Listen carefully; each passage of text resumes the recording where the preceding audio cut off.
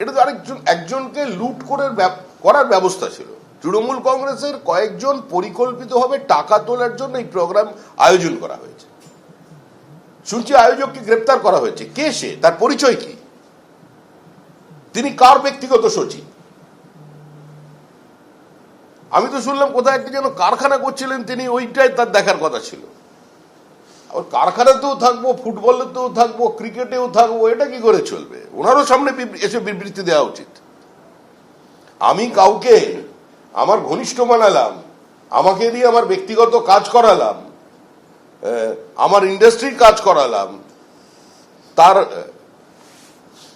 বিভিন্ন নেতার সঙ্গে তৃণমূলের যে সান্নিধ্য সেটাকে কাজে লাগানোর জন্য আমি তাকে নিজের কাছে রেখে দিলাম। তো ক্রিকেটও খেলে, ফুটবলও খেলে, দারুণ প্লেয়ার। তার টাকা তুলতে গেছে। আর মেসিকে যারা গেছেন তারা তো টিকিট বাজারে ব্ল্যাকে কিনেছে। 11,400 টাকা টিকিটের দাম, 3,000 টাকা থেকে টিকিট, 300 টাকা জলের বোতল, 100 টাকা চিপস। শতাধিক মানুষ আজকে স্ট্যাম্পেড হয়ে হসপিটালে ভর্তি, আর আনপ্রভোক পুলিশের লাঠিচার্জ। আজকে যে অ্যাস্ট্রোটার্ফের ক্ষতি হলো, মাঠের ক্ষতি হলো, গ্যালারিতে ভাঙচুর হলো, মানুষের টাকা।